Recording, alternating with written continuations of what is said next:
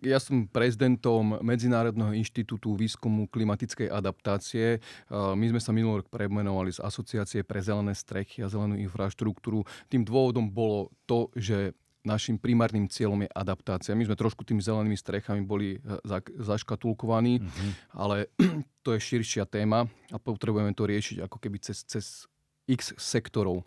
A plus teda aj zelené strechy realizujem, takže mám aj ten dotyk s praxou, čo je veľmi dôležité. Vidíme to napríklad, keď prichádzajú nejaké návrhy od projektantov a architektov, že je tam priestor na vzdelávanie. A preto je aj naše občianske združenie, aby sme ich vzdelávali, šírili osvetu a rozprávali o tom, čo vlastne tá zelená infraštruktúra, adaptačné opatrenie prinášajú.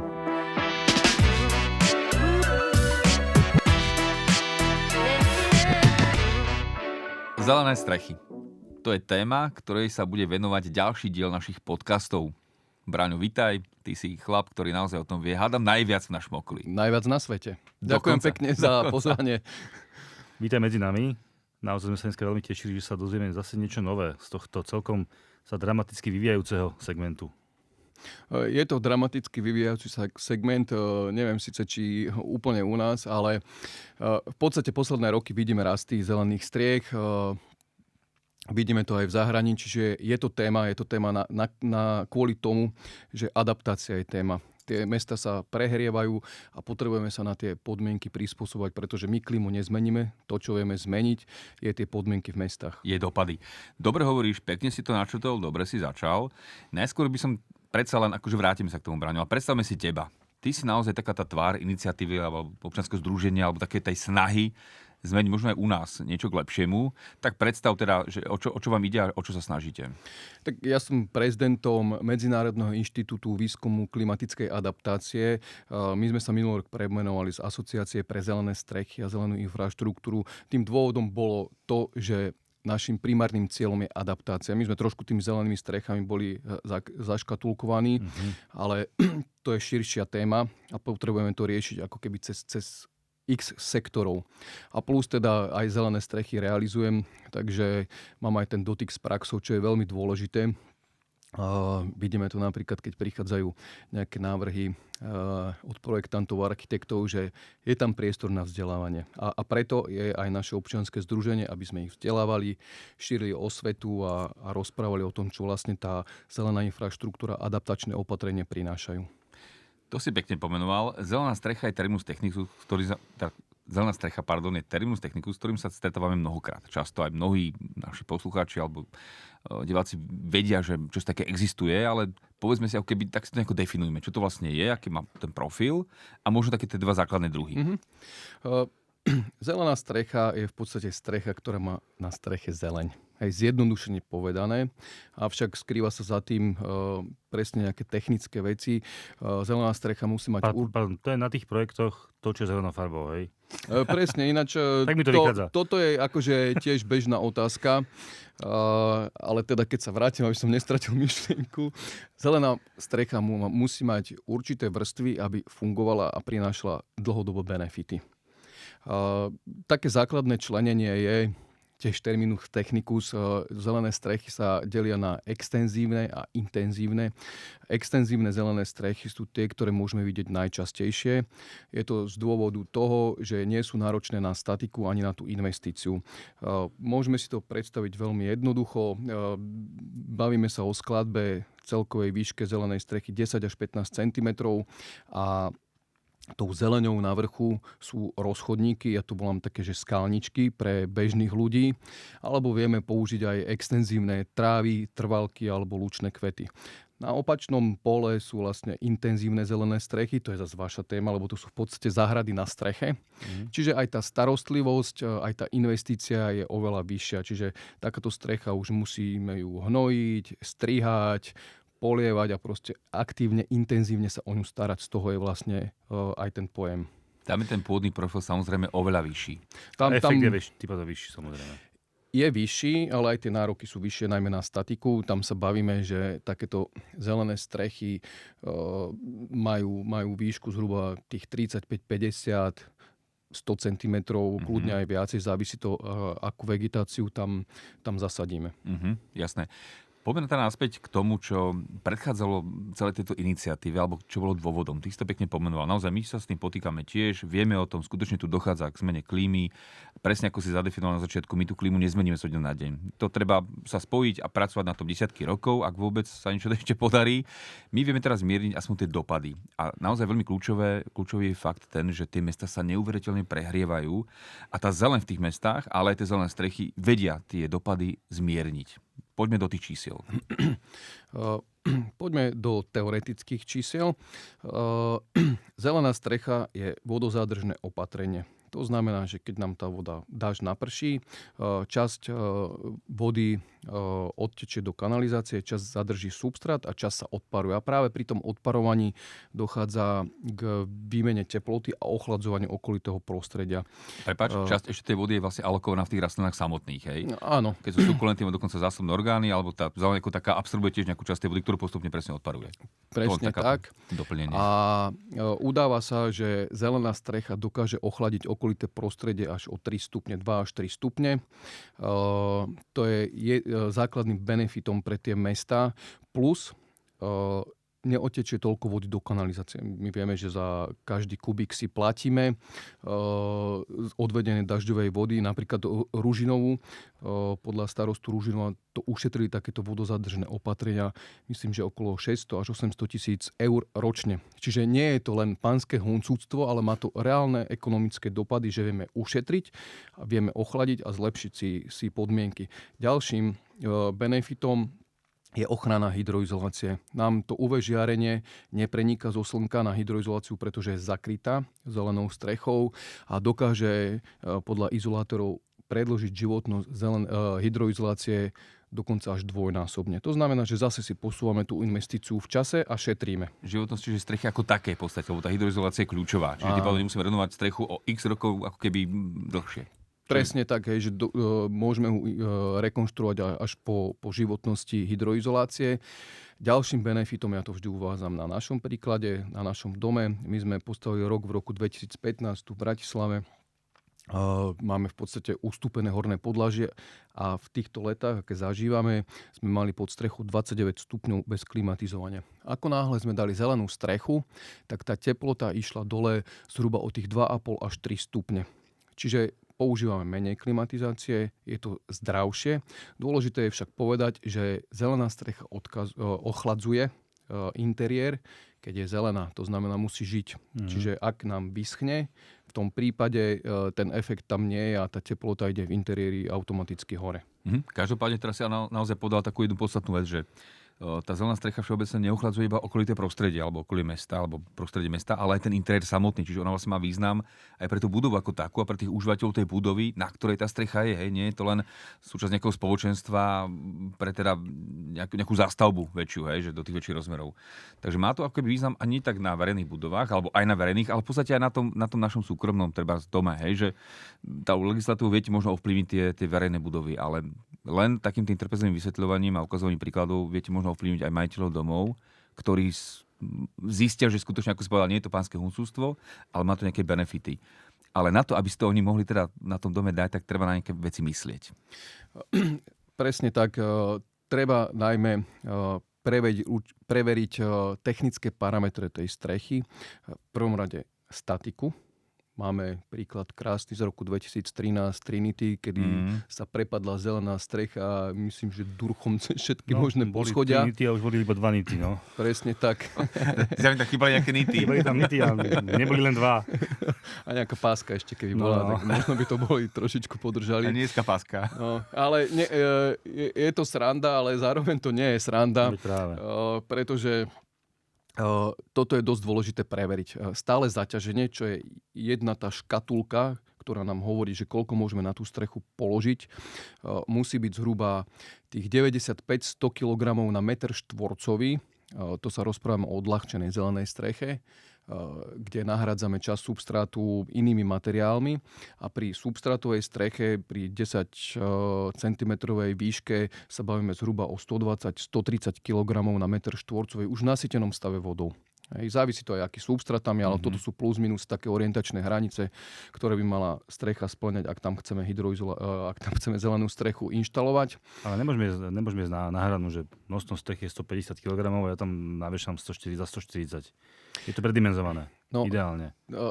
Sú tam koeficienty, ale treba povedať, že ak ja mám udané stále zaťaženie 100 kg, ja nemôžem ho prekročiť. Hej. Tam sú aj iné zaťaženie užitkové a tak ďalej a nemôžem brať na úkor iných zaťažení. Proste musí to byť takto, pretože ak by došlo k súdnemu sporu, tak vina alebo zodpovednosť je na tom realizátorovi. A ďalším parametrom, ktorý treba preveriť, je kvalita hydroizolácie. Neinštalujeme na staré hydroizolácie, ktoré sú už pred koncom životnosti, alebo tiež na škrídlu, plech, to vôbec nie sú vhodné povrchy. Tá hydroizolácia musí spĺňať, že musí byť proti prerastaniu koreňov. Ak nie je, dávame tam ešte jednu takú fóliu, ktorá toto supluje.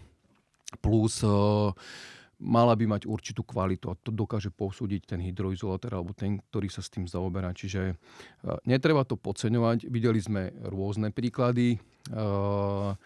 Kadejaký, však vy asi by ste tiež vedeli rozprávať zo záhrad, že čo všetko sa dá. Nejako sa začínalo a naozaj sme videli všeličo. Všeli, kde tie korene boli vrastené a vďaka nedobrej izolácii alebo takej domáckej izolácii nebolo to úplne správne a muselo sa to vymieňať mnohokrát, takže je to realita. No. Presne tak. A dám jednu štatistiku, ktorú mám od firmy, ktorá tieto skúšky robí. 90% nových striech má nejakú netesnosť.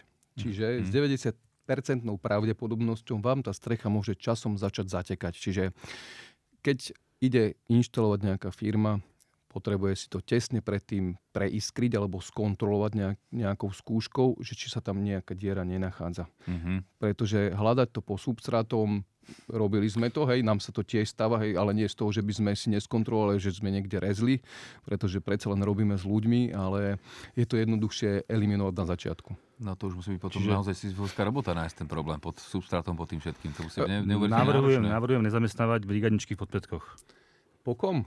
V podpätkoch, brigádničky. Ja som počul, že po predkoch. Alebo športovcov, aj po predkoch, alebo športovcov v tretrách, ne? K tomuto môžem uvieť tiež taký vtipný príklad. Ten pán, čo nám chodí kontrolovať hydroizolácie, tak našiel na jednej streche, ja neviem, či mala 1000 štvorcov, asi 600 dier, ale relatívne nahusto takto vedľa seba. A potom tak stál a pozerá, že taký pán tam zobral styrodúr, pilku a začal píliť na tom a vlastne tou hranou pílky ďubkal do tej hydroizolácie. Čiže také neškodné. To je v pohode, to sa zásadne. Presne, vieme, koľkokrát ten pán vlastne rezal ten styrodúr, nie? 600-krát na tej streche. Akú má frekvenciu vlastne na štvorcový. No dobre, čiže... Kadenci. No. Požiadna kadence. Takže je na to človek, ktorý to skontroluje, aby to bolo naozaj, sa potom podpíše, aby to bolo OK. Ako robí tú skúšku? Je to také zariadenie, keď sa robí iskrová skúška na PVC hydroizoláciách, to je také téčko, taká tyčka a v tom je vlastne, aby som nepovedal niečo nesprávne, proste je to na základe prúdu, odporu, neviem čoho, hej, proste púšťa do toho elektriku, hej, a keď je na hydroizolácii dierka, tak to zaiskry. No vidíš to. Alebo zapípa. Dobre, toto keď sa nájde, diagnostikuje, opraví sa to. Lebo to musí byť 100%. Nejaký Sato, nejaký Japonec. Japonci chodia, nie? Preto je to také drahé. Ale nie je to drahé, aby som niekoho nenapláčil. Nie je to pánske hutústvo. Keď to ide cez pozemku, tak sa nečudujeme. No. Cesta nie je lacná. Dobre, a potom nastupujete vy, alebo realizátori tých striech. Tak, potom nastupujeme my a začneme zakladať vrstvy zelenej strechy. Pripravíme si ochranu geotextíliu. Na tie extenzívne strechy sa používa 300 gramov a potom ide tá kališková fólia, ktorá nám zadržiava vodu a v prípade, že ten kališok sa preplní, tak otečie vlastne cesto do vpuste. Niektorí špecialisti používajú nopové fólie z rôznych supermarketov, tie, ktoré sa dávajú k stenám. Je to veľmi dobré a lacné riešenie, ale neodporúčam to robiť, pretože to veľmi vôbec... Veľmi lacné bolo v úvodzovkách, prosím pekne, ak ste nepostavili úvodzovky. Ďakujem, lebo niekedy ten humor... Je 1. apríl, takže áno. Treba brať všetko s rezervou. No. A následne na to ide filtračná textília, ktorá nám zabraňuje prepadnutiu substrátu do nopov, substrát a samotné rastliny okolo drenážny štrk, okolo atík, a takisto okolo prestupov alebo okolo technických zariadení máme vymalované, môžeme ísť domov a fakturovať. No, vymalované majster nedávno, ale... No, je to doslova vybielené. Každopádne tá hrúbka toho substrátu sa tiež v podstate nejakým spôsobom mení, lebo je to nevyhnutné. Závisí to od toho, či používame odľahčenú zelenú strechu alebo klasickú substrátovú. Pri tých odľahčených, ako som spomínal, nahrádzame časť substrátu buď geotextilnými doskami alebo minerálnymi vlnami. V Portugalsku napríklad skúšali z korku ten odpad robiť. Ale musí vždy na to substrát, pretože bez substrátu tie rastliny nefungujú. Boli to riešenia s minerálnou vlnou, ktoré používajú na to hneď rozchodníkový koberec, ale to bolo náchylné na prevlhčenie, potom tam skôr rástli buriny, alebo to naopak presychalo. A tiež machy, hej, to podporuje tiež machy. Jasné. Čiže to máme odľahčenú zelenú strechu, tam môžem plus minus v priemere používame nejaké 3 až 6 cm, závisí, či ideme kobercami alebo sadenicami. Pri klasických substrátových strechách, tam je tá vrstva vyššia. Tie extenzívne strechy sú do tých 15 cm celej skladby. Nie je dobre zase dávať toho substrátu veľa na extenzívku kvôli tomu, že zase vytvárame priestor viacej tým burinám alebo náletovým drevinám, ktoré sa tam ľahšie uchytia a teda rastú v tom, hej, aj v tom nižšom substráte. My sa stále rozprávame o strechách, či už takých, či onakých, ale rovných alebo veľmi mierne klopených. Ale viem, že vy dokážete robiť aj také tie sedlové strechy, šikmé strechy. Zázraky. My sme boli, áno, na jednej si nás zavolal, to bola veľmi zaujímavá teda skúsenosť. Vyzerá to veľmi dobre. Vyzerá to, keď taká šikmá strecha doslova je pokrytá tou zeleňou. Mne to príde ako také severské proste obydlia. Ako sa toto rieši? Tam musíte urobiť niečo preto, aby ten substrát nesklzol, nie? Ako toto máte vymyslené technologicky? Ja poviem, že to bola veľmi šikovná strecha. To bolo možno viac ako 45 stupňov. Čiže naozaj tá technológia 45 to bolo. No. Tak som si dobre myslel. Iba jedno som sa pomýlil. Je to OK. 46. Dobre. Ale bavíme sa o tom, že to naozaj je to extrémne šikmé. Je to extrémne, ja som si to zažil, pretože mi tam vytekla platnička, dodnes tým mám problémy. A čo kotníky? Kotníky som v pohode. Je to náročnejšie, lebo musíš tam byť vyviazaný v tom horolezeckom furci, v nejakom tlaku, ťahu, neviem v čom. Navyše tam, kde ste sa boli pozrieť, nevedeli sme tam použiť žiaden mechanizmus, pretože tam nebol prístup, čiže 7 tón zhruba išlo ručne. Takže sme si aj zaposilovali, niekedy to je vidno, viac niekedy na mojom bruchu ako na bicepsoch. Ale teda, keď pôjdeme k veci, dôležité je príprava. Šikmú strechu nespravíte z fleku. Z plochu spravíte aj staršiu strechu, že nemusí to byť úplne tak ideálne pripravená, ale šikma sa musí pripravovať v komunikácii s projektantom alebo s architektom, aby sme potom nezistili, že čo nám všetko chýba, aké prerábky nám tam hrozia, lebo je to akože drahšia investícia oproti extenzívnej streche, asi tak 2, 3, 4 krát závisí, že aký je uhol šikmosti, alebo aká je šikmosť tej zelenej strechy. Šikmé strechy majú rôzne systémy. Na založenie závisí to od šikmosti. My sme používali, ja to volám, že tak tie banány. V podstate tam ide vrstva, ktorá zabraňuje zosunutiu toho substrátu, to je základ, a plus musí tam byť závlaha, pretože zo šikminy nám oteká tá voda rýchlejšie. Vždy jedna strana je viacej nasmerovaná k slnku, čiže nachylnejšie na presychanie, takže bez závlahy už toto, že vôbec nie. A inak, keď sa vrátime k tým extenzívnym strechám, tak odporúčanie je už dávať minimálne prípravu aj na závlahu, aj na ploché strechy, pretože to počasie lepšie nebude. Tak. K tomu som sa chcel vrátiť ja, pretože ty si povedal v našom jednom rozhovore takú zaujímavú vec, že v hlavne tých južanských alebo teda tých juhoeurópskych krajinách v oblasti Stredomoria už sú v tomto ďalej, že tam už napríklad oni aj tie extenzívne strechy nerobia bez závlahy. A nie len to. Ja si pamätám na škole, a to už je strašne dávno, samozrejme nám prednášali o zelených strechách. Už v minulom storočí bolo, ne? Tak, a to... Ďakujem. 5 cm nám hovorili o extenzívnych strechách a ty teraz si hovoril nejaký úplne iný údaj. To je nejaký 10-12, už pomaly minimum a plus ešte aj to zavlažovanie. Čiže skutočne tie podmienky sa zdrsňujú, sa to mení a aj tie strechy prechádzajú nejakým vývojom. To je dôležité povedať, že nič nie je stabilné. Aj v zelených strechách prichádzajú nejaké inovatívne produkty na zadržiavanie vody, alebo musíme meniť aj druhy rozchodníkov, pretože sú druhy ako napríklad Sedum hispanicum, ktoré to tu nedáva. Aj my sme aj vydali minulý rok vyhlásenie na našej konferencii, že neodporúčame veľmi ísť do toho hispanika, pretože stáva sa to, že ono je nachylné na dlhodobejšiu vlhkosť. Čiže 20% vlhkosti, keď má, už proste vyhníva a následne ho napadú húbovité ochorenia a tá strecha môže dopadnúť tak, že celkom čierna. Hej. Čiže nemáte tam nič, navyše toho hispanikum je expanzívne, čiže vám prerastie iné druhy a treba si to zvážiť a riešiť referencie tiež aj v oblasti rozchodníkových kobercov, pretože tých výrobcov je viacej. Bežní občania, ľudia alebo aj generálni dodávateľia toto vôbec nerozlišujú. Hej. To nie je téma ani architekti. Aký je taký dobrý zdravý pomer toho hispanika? Zdravý 0%. Pomer 0%, aby to bolo vyvážené.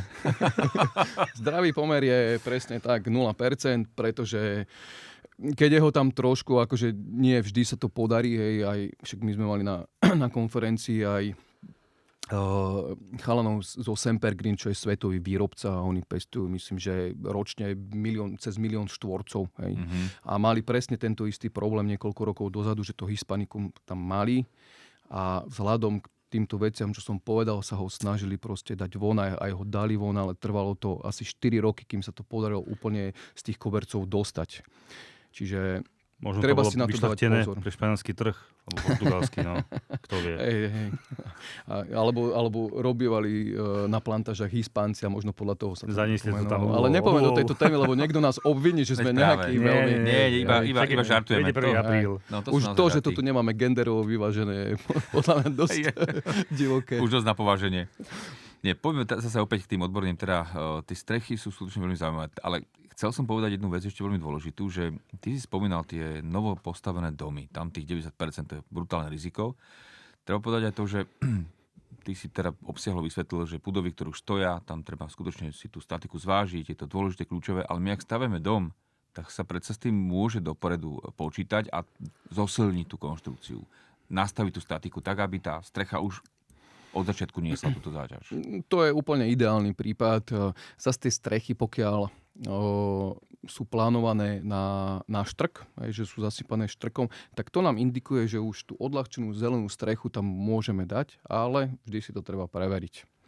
Hej, lebo ten štrk má zhruba že ten štrk na streche tých 5 cm má zhruba tých 90 kg. Je to ekvivalent tej odľahčenej? Áno, plus minus na meter štvorcový. Treba ale myslieť už aj u nás na to zavlažovanie tej extenzívnej strechy. Je to také ako v tých južných krajinách Európy? Tak zhoršuje sú tie letá sa zhoršujú a lepšie to nebude. Čiže pokiaľ si to chceme uľahčiť, je to len kvôli uľahčeniu, že proste tú predprípravu tam dáme, vieme tam buď si potom dorobiť závlahu, alebo dať si len také tie prehadzovačky, ktoré nám to budú polievať. My sa tu bavíme o početnosti možno 5-7 krát aj polievania v Bratislave, keď je extrémne počasie, pretože tie horúčavy a suchá sú prevažne júl a august, čiže tam je to dobré poliať, aby nám to nezdochlo. Čo by som možno ešte chcel povedať, ja rád zakladám teda sadenicami, pretože už máme otestované sadenice, ktoré lepšie znášajú aj takéto horúčavy a sucha. A navyše v tých horúcich mesiacoch je veľmi ťažké zakladať s kobercov kvôli tej prvotnej údržbe, pretože ten koberec sa musí polievať. Aby sa chytil. A nie každý to chce, alebo to dá, hlavne keď sú veľké plochy typu 500 000 a viac metrov, tam to nepôjde polievať nikto. A tie sadenice sa dávajú ako od seba? Koľko ide na meter, alebo aké tam sú parametre? My dávame 20 kusov na meter štvorcový. Tá strecha sa zapojí zhruba do toho 1,5 roku až 2, aj podľa starostlivosti. Trošičku tomu venujem čas, tak je to rýchlejšie. My sme si testovali na mojej streche jedno hnojivo, digestat, vlastne, čo je odpad z biopliniek. A mne sa podarilo strechu zapojiť zhruba na 80% zhruba v priebehu 4 mesiacov. Čiže do roka bola úplne zelená, hustá, do roka proste to bolo na 100%. A o 2 roky už... Budeš vyvážať.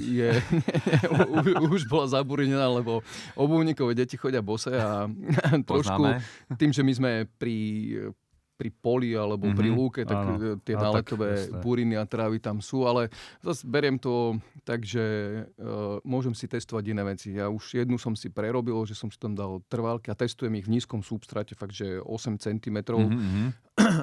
A tú hornú si tiež chcem začať prerobiť a testovať si nejaké nové rastlinky. Braňo, k týmto testom sa my ešte dostaneme, lebo ty máš, hovorím, aj osobné skúsenosti, sám si spomínal, nie si len teda funkcionár svetového významu v tejto oblasti, ale máš to odmakané svojimi rukami odsadené a kopec striech zelených zrealizovaných. Čiže náš čas sa kráti, my sa musíme rozlúčiť, ale sme radi, že si nás poctil svojou návštevou a že sme ťa tu mohli mať a verím, že sa ešte takto vidíme v tejto zostave. Tak dúfam, že to bol iba štart. Výborne. Vidíme to rovnako. Ďakujeme každopádne za tvoj čas, za to, že si medzi nás prišiel. A ešte nám povedz to tvoje heslo, aké si mal s tými zelenými strechami? Mal si nejaké heslo si mal, tuším. Keď môžeš ozelen sa, alebo buď zelený, alebo ako to bolo? Nech sa nám zelení. No, aj to tu. Dostal som to z neho. Ďakujeme za tvoju pozitívnu energiu a ďakujeme aj podcastovému štúdiu Amazing Space, vďaka ktorému mohol tento príjemný podcast vzniknúť. Sledujte nás na Spotify a na YouTube. Čaute, majte sa. Pekný deň.